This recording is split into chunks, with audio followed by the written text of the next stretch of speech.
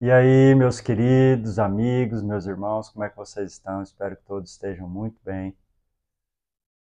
Vamos para a nossa reflexão e leitura de hoje, perseverando aqui cada capítulo, cada versículo, cada reflexão, sempre lembrando vocês da parte mais importante, que é você fazer a sua própria leitura, a sua reflexão e deixar que a palavra de Deus e o Espírito de Deus transforme a sua vida e possa também mudar a sua história através da verdade.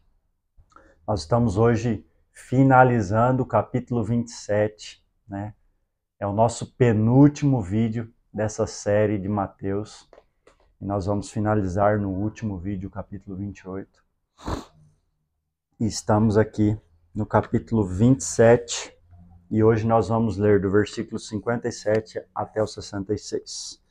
Vamos para a nossa leitura de hoje. A palavra de Deus diz assim: Ao cair da tarde veio um homem rico de Arimateia, chamado José, que era também discípulo de Jesus. Este foi até Pilatos e lhe pediu o corpo de Jesus. Então Pilatos mandou que o corpo lhe fosse entregue. E José, levando o corpo, envolveu-o num lençol limpo de linho e o depositou em seu túmulo novo, que ele tinha mandado abrir na rocha. E rolando uma grande pedra para a entrada do túmulo, foi embora. Estavam ali, sentados em frente do túmulo, Maria Madalena e a outra Maria. No dia seguinte, que é o dia depois da preparação, os principais sacerdotes e os fariseus se reuniram com Pilatos e lhe disseram: Senhor, nós lembramos que aquele enganador, enquanto vivia, disse: depois de 3 dias ressuscitarei. Portanto, mande que o túmulo seja guardado com segurança até o 3º dia, para que não aconteça que, vindo os discípulos dele, o roubem e depois digam ao povo: ressuscitou dos mortos. E este último engano será pior que o primeiro. Pilatos respondeu: uma escolta está à disposição de vocês. Vão e guardem o túmulo como bem entenderem. Indo eles, montaram a guarda ao túmulo, selando a pedra e deixando ali a escolta. Até aqui a nossa leitura hoje.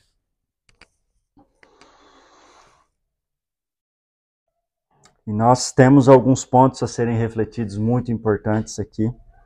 Começando contextualizando e relembrando onde nós estamos na história. Nós acabamos de passar pela crucificação de Jesus, a morte de Jesus, e aqui nós estamos indo para o sepultamento de Jesus, onde a Bíblia diz que um homem rico chamado José de Arimateia cedeu o seu túmulo para Jesus, né? E ali Jesus foi sepultado, e que esse homem preparou o corpo de Jesus com lençóis e sepultou Jesus ali.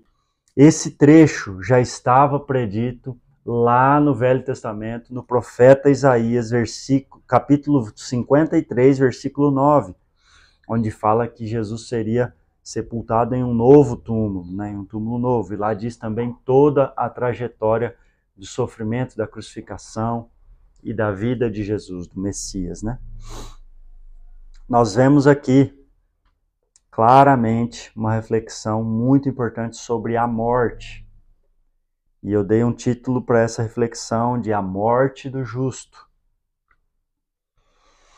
Morte para nós, uma palavra que não soa muito bem aos nossos ouvidos, né? A morte para nós representa incerteza, medo, tristeza, falta e finitude. Porém, essa morte em específico traz uma ressignificação dessa palavra e do sentido da morte. A morte de Jesus representa para nós perdão, vida, ressurreição e esperança e tantas outras coisas mais. A morte de Jesus, o Filho de Deus, como nós vimos no vídeo passado, os sinais de que verdadeiramente Cristo Jesus era o Filho de Deus. A morte dele representa para nós tudo isso: o perdão, a vida, a ressurreição e a esperança. E eu gostaria de citar um outro trecho aqui que explica muito bem para nós por que a morte de Jesus representa isso. Paulo escreve aos Romanos, no capítulo 3, do versículo 10 ao versículo 13, o seguinte: não há um justo sequer, não há ninguém que entenda, não há ninguém que busque a Deus. Versículo 12: todos se extraviaram e juntamente se fizeram inúteis. Não há quem faça o bem, não há nenhum somente. Versículo 23 e 24 também diz assim: porque todos pecaram e estão separados da glória de Deus, sendo justificados gratuitamente pela graça, pela redenção que há em Cristo Jesus. Porque a morte de Jesus representa para nós vida e perdão. Porque a morte de Jesus foi a morte do único justo nessa terra. Não existiu, não existe e nunca existirá um homem e uma mulher justo nessa terra, que faça totalmente o bem, que viva a bondade conforme o padrão de Deus. Não há e nunca haverá. Não existiu e nunca existirá um justo. O único foi Jesus. E esse justo se entregou voluntariamente e morreu por causa de nós, por amor a Deus, para que a ira e todo o pecado da humanidade recaísse sobre ele. E foi isso que aconteceu na morte de Jesus, a separação do Filho de Deus com Deus Pai. Esse é o justo que morreu por nós. Somente Jesus, Cristo, foi o único homem justo e que morreu por causa de nós. E eu gostaria que você pensasse sobre essa frase, sobre esse acontecimento. Um justo morreu por mim e por você. E qual a sua resposta mediante a este fato? Um justo morreu por mim e por você, mesmo sem merecermos. E o que você faz diante disso?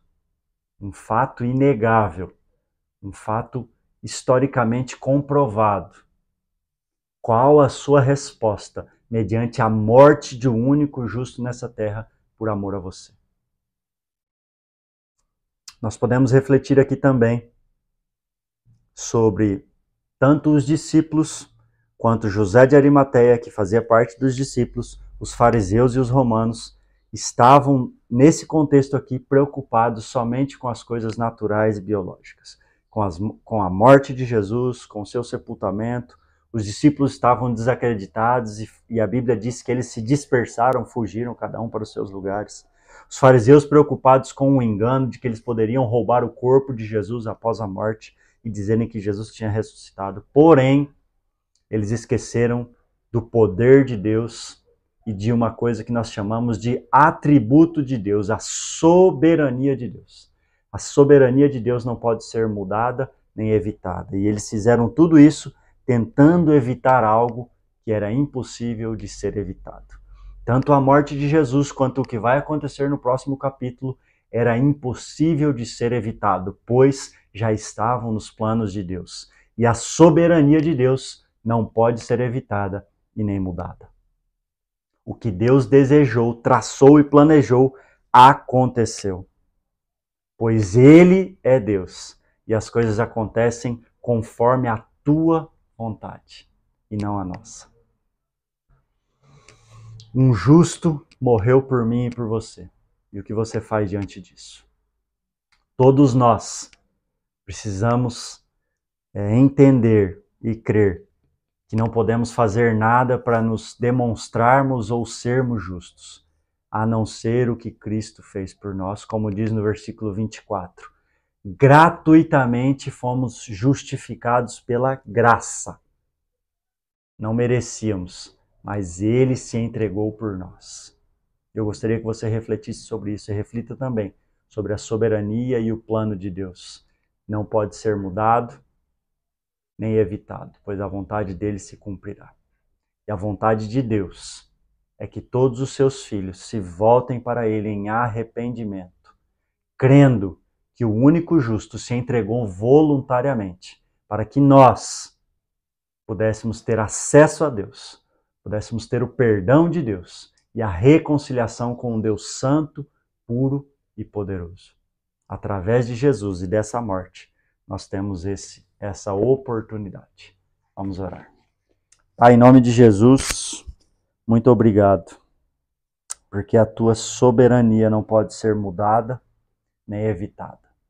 Muito obrigado, porque os teus planos se cumprem, Pai. Muito obrigado, porque um justo morreu por nós na cruz do Calvário.